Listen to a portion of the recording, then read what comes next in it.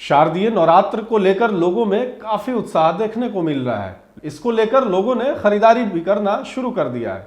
गौरतलब है कि दुर्गा पूजा में मां दुर्गा के 9 रूपों की पूजा की जाती है। यह पूजा 9 रातों और 10 दिनों तक चलती है। 10वें दिन दशहरा के रूप में इसे मनाया जाता है, जिसमें रावण दहन की परंपरा है। यह त्योहार बुराई पर अच्छाई की जीत को भी दर्शाता है। दुर्गा पूजा साल में 2 बार मनाया जाता है। वहीं आचार्य पंडित बृजभूषण दुबे ने कहा कि साल 2024 में शरद नवरात्रि का त्योहार 3 अक्टूबर से शुरू होगा। इस दिन कलश स्थापना भी की जाती है। नवरात्रि के इस समय में 9 दिनों के लिए मां दुर्गा को अपने घर में स्थापित किया जाता है। मां दुर्गा के नाम की अखंड ज्योति भी जलाई जाती है। इस दौरान लोग पूजा पूरी विधि विधान से करते हैं। नवरात्रि को लेकर आचार्य बृजभूषण दुबे क्या कुछ कह रहे हैं, सुनिए। नवरात्र यानी कल 3 अक्टूबर से शुरू हो रहा है और 9 दिनों का यह नवरात्र पावन माना जाता है। ख़ास तौर पे तो नवरात्र साल में 4-5 आते हैं, मगर चैत्र और आश्विन का नवरात्र जो है ये प्रचलित है। इस बार कैसा सहयोग बन रहा है, किस तरह से पूजा करें, प्रसाद कैसा होना चाहिए, किन चीज़ों को खाना चाहिए, किन चीज़ों को परहेज करना चाहिए, आचार्य पंडित बृजभूषण दुबे के यहाँ जिनसे हम जानेंगे कि इस बार की नवरात्र का सहयोग क्या बन रहा है और माँ का विदाई और आगमन किस पे हो रहा है। पंडित जी, बहुत बहुत स्वागत है हमारे चैनल। बहुत बहुत धन्यवाद आपको भी और आपके पूरे इस HTV न्यूज़ चैनल से जुड़े हुए सभी जो भी भक्त हैं उन सभी को बहुत बहुत बधाई, शुभकामनाएं। पहला सवाल कि इस बार नवरात्र में माँ का आगमन और विदाई किस वाहन से हो रहा है? देखिए, इस वर्ष जो नवरात्र है बहुत ही संशय भी बना हुआ है और पूरे 9 दिन तक संशय बना हुआ है, क्योंकि इस वर्ष नवरात्र जो है 3 अक्टूबर बृहस्पतिवार से यानी कल से प्रारंभ होने वाली है। तो इस वर्ष देवी भागवत महापुराण के अनुसार है कि शशि सूर्य गजारूढ़ा शनि भौम तुरंग में गुरु शुक्रश्च डोलायाम बोधे नौका प्रकृति, यानी गुरु शुक्र यानी बृहस्पतिवार के नवरात्र प्रारंभ होने से भगवती डोली पे आती है, जिसका फल अच्छा नहीं होता है।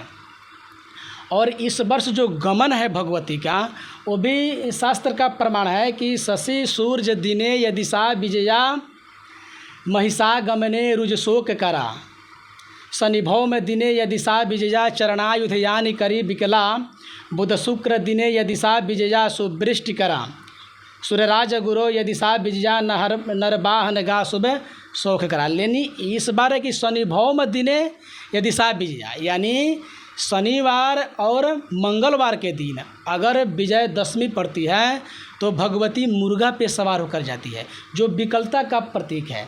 तो इस बार से जो है नवरात्र में प्रतिपदा यानी जो भगवती आ रही है डोली से और जा रही है मुर्गे पे, यह दोनों ही शुभ नहीं है।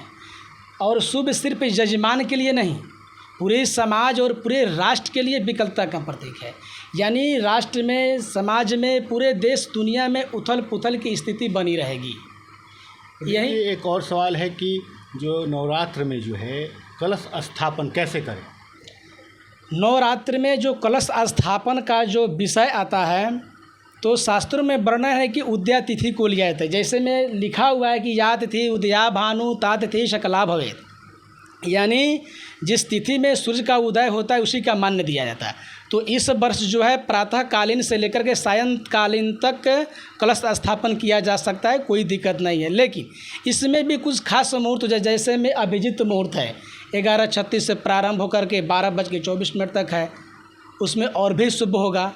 तो इसको लेकर के पूजा पंडालों में विशेष इसका ध्यान दिया जाता है, लेकिन पूरी जनमानस के लिए यह नहीं हो सकता है। इसलिए सुबह से लेकर सायंकालीन तक कलश स्थापन करना शुभ है, इसमें कहीं कोई संशय नहीं है। बड़ी मेरा तीसरा सवाल ये है कि नवरात्र में लोग जो है 9 दिन जो फास्टिंग रहते हैं और लोग जो है 9 दिन फलाहार करते हैं, तो किन चीज़ों को खाना चाहिए और किन चीज़ों को परहेज करना चाहिए, ये हमारे दर्शक को बताएं।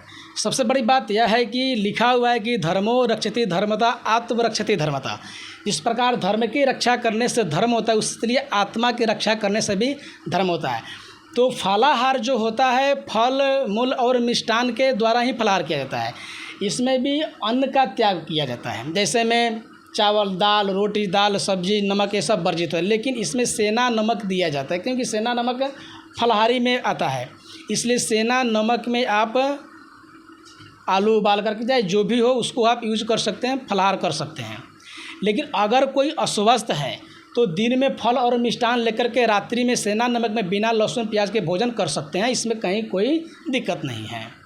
और जो मेरा लास्ट सवाल है आपसे कि इस बार जो है किस तरह का सहयोग बन रहा है दुर्गा पूजा को लेकर, और जो है किस तरह से पूजा करनी चाहिए और प्रसाद क्या क्या भोग लगाना चाहिए माँ दुर्गा का?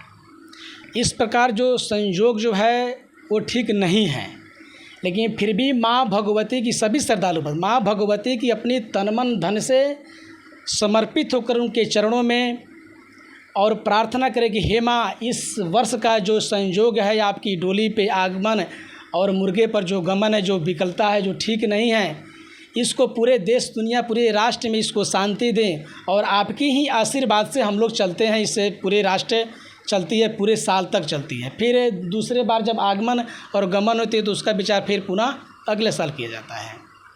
तो पूजा किस तरह से करनी चाहिए और जो है वो प्रसाद किन तरह की होनी चाहिए? देखिए, प्रसाद जो है अपनी श्रद्धा भक्ति के अनुसार की जाती है, और प्रसाद कभी भी भगवती का जो है अलग अलग विधान है। प्रतिपदा से लेकर के दशमी तक है, उसका अलग अलग भोग लगाने, जिसे विशेष भोग जो होता है। माँ प्रथम दिन जो है माँ शैलपुत्री का पूजा होता है, शैलपुत्री तो का आप पंडित जी बताए कि माँ शैलपुत्री से लेकर और सिद्धरात्रि तक जो प्रत्येक दिन जो भोग लगाए जाते हैं, क्या क्या चीज़ भोग लगाए जाएंगे? देखिए, उसमें जो है भोग की अलग अलग विशेषता है। विशेष भोग में जैसे में कभी हो गया आपको गाय का घी हो गया, गाय का दूध हो गया, गाय का दही हो गया, कभी गुड़ हो गया, कभी नारियल हो गया,